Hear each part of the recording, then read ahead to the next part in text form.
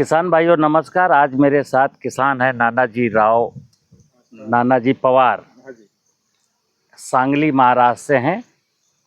और ये गणेश तरसे हैं, ये भी सांगली ज़िले से हैं। आपके पास 5-6 एकड़ ज़मीन है, आपके पास 30 एकड़ ज़मीन है।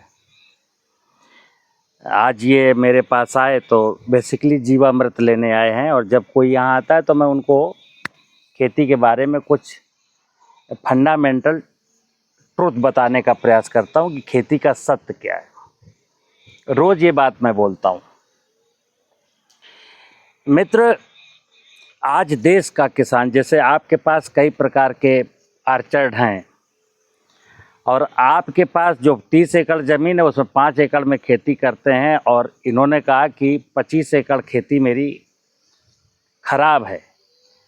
मतलब ज़मीन को बोला इन्होंने आते आते कि 25 एकड़ मेरा ज़मीन ख़राब है।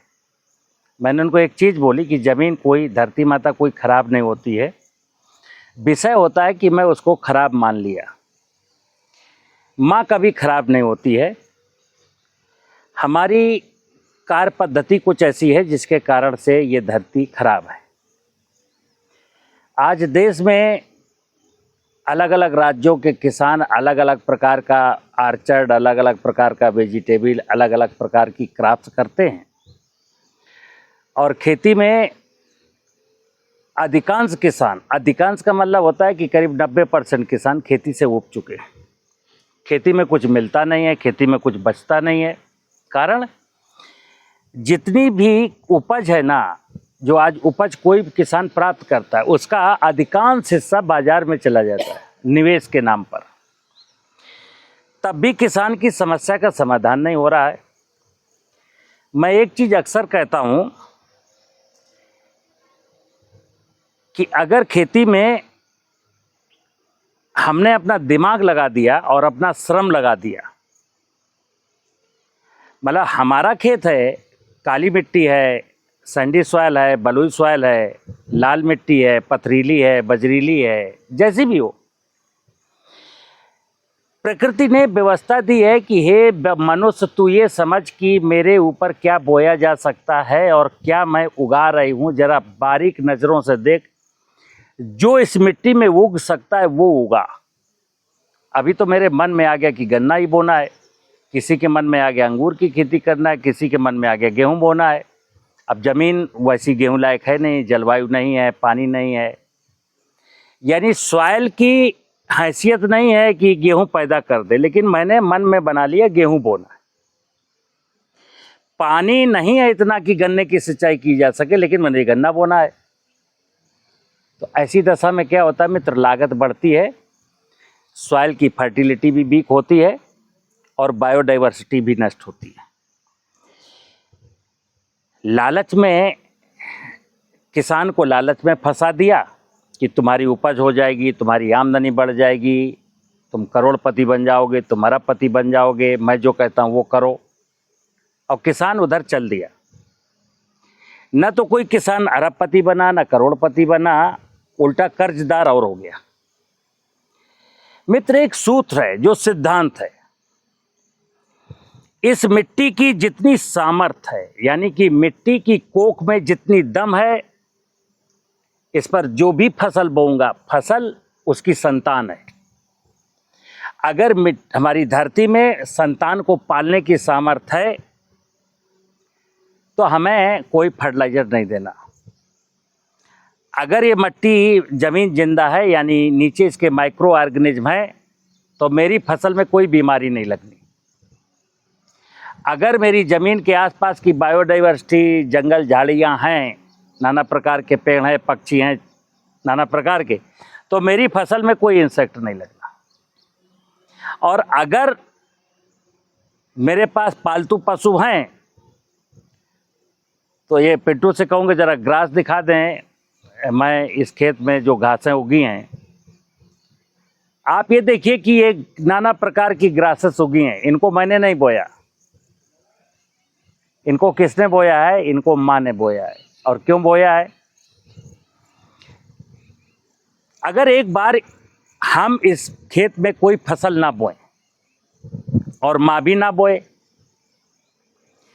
तो इस जमीन के ऊपर नाना प्रकार के, जमीन के नीचे, जमीन के ऊपर नाना प्रकार के जीव जंतु हैं, उनका भोजन कहाँ से आएगा? जैसे मैं कहता हूँ कि जीवामृत डालिए, जीवाणुओं का भोज, मतलब जीवामृत नहीं होगा तो जमीन जिंदा नहीं होगी।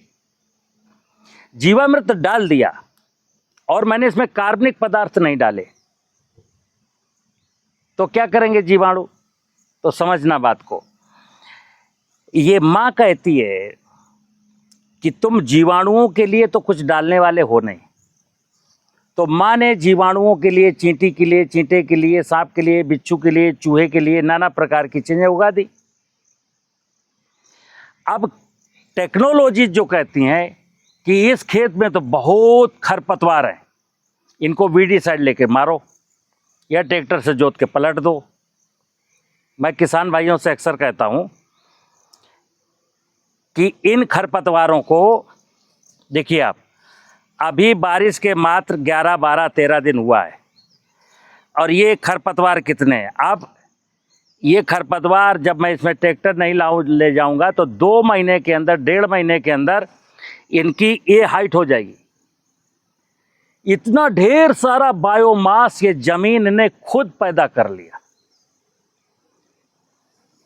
अब अगर मैं चाहूं और दिमाग लगाऊं कि ये घास यार गाय खा सकती है, हमें गाय पालना है, हमें बकरी पालना है, मेरे पास 10 एकड़ ज़मीन है, तो अभी 10 एकड़ ज़मीन से आप लाख, 1.5 लाख रुपए कमा पाते हो। लेकिन आप इस 10 एकड़ ज़मीन में अगर बकरियां पाल लोगे ना, 10 एकड़ ज़मीन में घास को उगने दो, बकरियों को चरने दो, आधे एरिया की चरने दो, आधे एरिया की घास काट के रख लेना, जब गर्मी का सीजन हो तब खिला देना। आप 50 बकरियां अगर पालेंगे ना तो 10-12 लाख की बकरियां हर साल बेचेंगे। दिमाग ये लगाना है। हम ऐसा दिमाग क्यों लगाते हैं कि मेरी मर्जी में आए गन्ना की खेती करना है, मेरी मर्जी में आए संतरे का बाग लगाना है। अब ये संतरे का पेड़ भी खड़ा है और नीचे घास भी है। अब यहाँ बहुत कुछ हो सकता है। मैं अक्सर कहता हूँ, जैसे एक उदाहरण अभी आपको मैंने ऑफिस में दिया और ये कई बार मैं दे चुका हूँ। एक महिला है, नई शादीशुदा स्त्री है, जिसके पेट में गर्भ आ गया, यानी गर्भ धारण कर लिया, और उसको घर के मेंबर गाली गलौज करते हैं, दारू पी के मारते हैं, उसको पर्याप्त भोजन नहीं देते हैं। 9 महीने बीता, उसने एक संतान को जन्म दिया। संतान की माँ से कोई मोहब्बत नहीं थी, उसको भूखा रखा, उसको टार्चर किया, वो दुखी आत्मा थी और संतान आ गई। अब वो संतान रोती है, बिलखती है, दूध पीती है, माँ का उल्टी कर देती है। अब माँ के आंचल का दूध पीने के बाद अगर संतान उल्टी कर देती है, माने कि उस दूध में पीड़ा के भाव है, वो दूध नहीं है, वो जहर है, इसलिए उल्टी कर देता है। अब ये तीनों फैमिली के जो मेंबर है ना, उसको बच्चे से बड़ी मोहब्बत है, तो बच्चे को लेके उस ओझा के यहाँ जाएंगे, उस ज्योतिषी के यहाँ जाएंगे, उस साधु के यहाँ जाएंगे, उस पंडित के यहाँ जाएंगे, उस डॉक्टर के यहाँ जाएंगे। ये सारे फैमिली मेंबर बिल्कुल मेंटली हैंडीकैप्ड हैं। उसकी माँ को हंसा दो, उसकी माँ को बेटी मान करके जो व्यवहार होना चाहिए वो व्यवहार आप अच्छा सा कर दो, अभी 4 दिन में चुटकी बजाते बच्चा सही हो जाएगा। लेकिन नहीं, माँ को नहीं हंसाएंगे। सेम टू सेम आज विषय, सेम विषय है कि देश का 14 करोड़ किसान अलग अलग क्षेत्र में अपनी जमीन में अलग अलग प्रकार की फसलें बोता है और फसल ग्रोथ नहीं करती है। बाजार से फर्टिलाइजर लाता है, फसल में कोई बीमारी लग गई, फंजीसाइड लाता है, गाय भैंस है नहीं, फसल में कोई खरपतवार हो गया, वीडीसाइड लेके मारता है, फसल में कोई कीड़ा लग गया, इंसेक्टिसाइड लेके मारता है। ये जानते हो क्या कर रहे हैं? मैं कहता हूँ खेती का एक सूत्र है, इस धरती माता को हंसाने की कोशिश करो, आपको कहीं बाजार नहीं जाना। जिस प्रकार वो माँ हंस देगी तो बच्चा स्वस्थ हो जाएगी, इसी प्रकार ये धरती माता हंस देगी तो फसल ठीक हो जाएगी, कोई झंझट नहीं है। अब इतनी सी बात देश का किसान नहीं समझ रहा है। वो तो झोला लेता है, रुपए जेब में, गाड़ी कमाई का पैसा डालता है, बाजार में घूम रहा है पागलों की तरह, कस्तूरी कुंडल बसे मरक ढूंढे बनमाई। तो इस धरती माँ को समृद्ध करना है, बस ये माँ समृद्ध हो जाएगी। और सूत्र क्या है, इस धरती माता को समृद्ध करने के लिए सोशल मीडिया में किसी की नहीं सुननी। कोई कहता है हींग डाल दो, कोई कहता है फिटकी डाल दो, कोई कहता है नमक डाल दो, कोई कहता है एल्कोहल छिड़क दो, कोई कहता है मिट्टी का स्प्रे कर दो, कोई कहता है नाली बना दो। अरे कोई बेवकूफ़ी का काम मत करिए। सिंपल सी बात है, बारिश का पानी इस खेत में बचा लीजिए, क्योंकि पानी विष्णु, पानी का मतलब है विष्णु। और इस सीजन में, बारिश के सीजन में विष्णु भगवान कृपा बरसाते हैं, कृपा बरसा रहे हैं। लेकिन वो कृपा मैं क्या कहता हूँ कि तुम अपनी कृपा रखो अपने पास। मुझे तो बोरिंग करने का आइडिया है, मेरे पास टेक्नोलॉजी है, ज़मीन के नीचे का पानी निकाल लूँगा। तो बोरिंग करने लगे तो नीचे का पानी खत्म होने लगा। मित्र, कब तक किसान यूं ही दुनिया को खाना खिलाएगा और खुद भूखा मरेगा? कब तक उसकी बनियान फटी रहेगी? कब तक उसके सपने पूरे नहीं होंगे?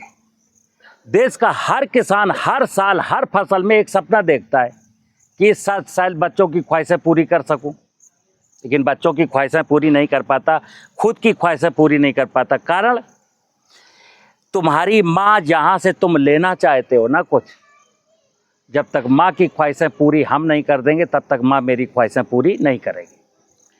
और आज जो आप खा रहे हैं ना, इतना ढेर सारा फर्टिलाइजर डाल के, ढेर सारे पेस्टिसाइड डाल करके वो खाना खा रहे हैं कि जहर? कोई इंसान हंसता नहीं है, कोई व्यक्ति स्वस्थ नहीं है, सबके चेहरे में 12 बजा हुआ है। और इसलिए क्योंकि आपकी माँ स्वस्थ नहीं है। इसलिए मैं किसान भाइयों से एक ही बात है, कई सोशल मीडिया में लोग कहते हैं कि आप वही बात बार बार बोलते हो, तो हमने कहा वही रामायण आप बार बार सुनते हो, वही सत्यनारायण की कथा रोज सुनते हो, ओम नमो शिवाय, ओम नमो शिवाय, वही माला रोज जपते हो। मित्र, सत्य एक ही है, उसको बार बार कहना पड़ेगा, और बार बार कहने के बाद भी तो लोगों को समझ में नहीं आ रहा। मैं तो तब तक कहता रहूँगा जब तक लोगों को समझ में नहीं आएगा।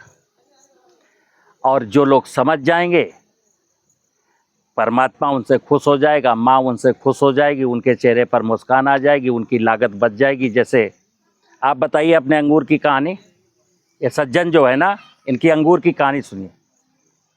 सर नमस्कार, मैं नानासाहेब पवार, महाराष्ट्र सांगली डिस्ट्रिक्ट से, जत तहसील से हूँ। मेरी 4 एकड़ अंगूर की खेती है। टोटल 6 एकड़ अंगूर है, खेती है, 4 एकड़ उसमें अंगूर है। हम बहुत पहले से देखते आ रहे हैं कि अंगूर 20 साल पहले 20 रुपये, 25 रुपये, 30 रुपये बिकता था। आज भी उसी रेट में बिकता है। अंगूर बिकता तो उसी रेट में है, पैदा भी उतना होता है, लेकिन उसको जो लागत लगाते हैं, हम दवाई डालते हैं, खाद डालते हैं, फर्टिलाइज़र डालते हैं, वो बढ़ते जा रहा है। एक बोरी डाल के जितना आ रहा था, आज हमें 2 डालने की ज़रूरत पड़ गई। 2 के बाद आज 3 डाल रहे, 3 डालते डालते हम 5 तक पहुंच गए, 6 भी डालना पड़ रहा है। ये क्यों ज़्यादा डालना पड़ रहा है? या 6 डालने के बाद उसकी पैदावार ज़्यादा डबल होना चाहिए था। एक बोरी डाल के अगर हम 10 टन अंगूर निकालते हैं, आज 5 बोरी डालने के बाद भी 10 ही टन निकल रहा है, 12 टन ही निकल रहा है। ये क्या है? पेस्टिसाइड का भी बता दो। पेस्टिसाइड तो मारते ही है, बहुत सारी दवाइयाँ हैं। कितना डालते हो एक एकड़ में? अभी पहुंच गया है, एक साल में 1 एकड़ अंगूर के लिए 3 लाख, 3.5 लाख रुपए का। सुनना किसान भाइयों, ये सज्जन, अभी मेरी चर्चा हो रही थी, ये 12, 13, 14 कुंटल अंगूर टन, मतलब 120 कुंटल से लेके और 150 कुंटल तक अंगूर पैदा करते हैं। अब मैं तो बोल नहीं रहा, इन्होंने पहले ही बताया, आपके सामने ही बताया। 3 लाख रुपए का तो इन्होंने, और मेरी और अंगूर वाले किसानों से बात होती है, अंगूर का किसान सब कहता है कि 2.5 लाख रुपए पर एकड़ से ज़्यादा पेस्टिसाइड पहुंच गया है। अब 12 टन अंगूर में 2.5 लाख का पेस्टिसाइड जो हम लोग खा रहे हैं, कैंसर नहीं होगा तो क्या होगा?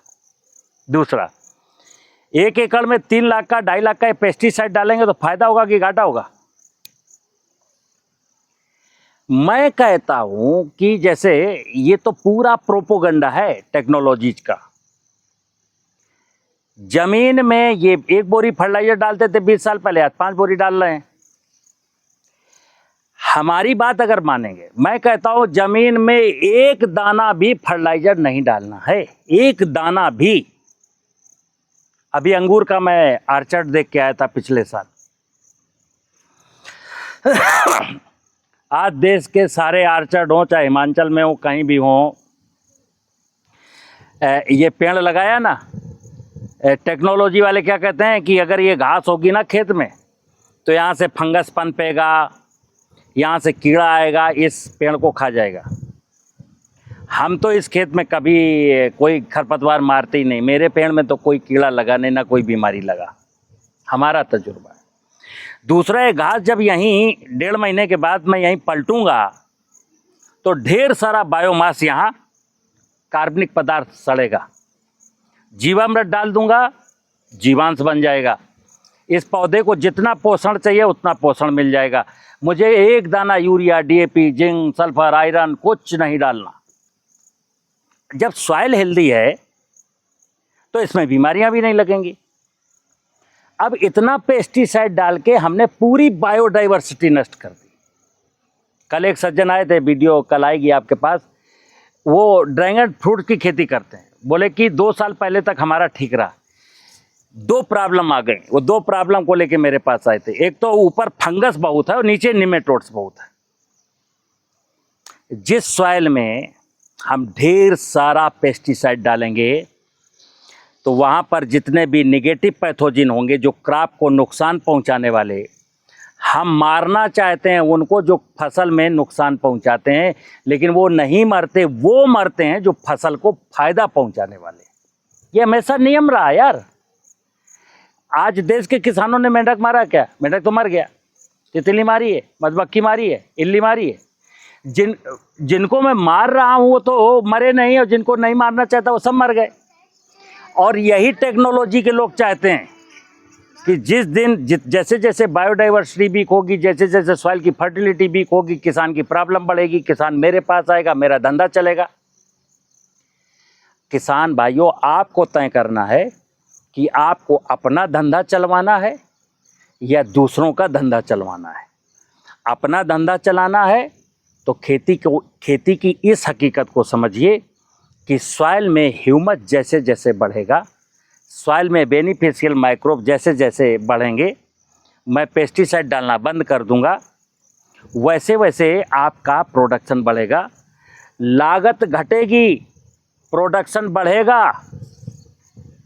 और इस परिवेश में जो चल रहा है, जैसे इन्होंने कहा कि पहले 50,000 1 लाख रुपए की तक की लागत आती थी अंगूर में, आज इनकी लागत हो गई 3.5 लाख एकड़ में।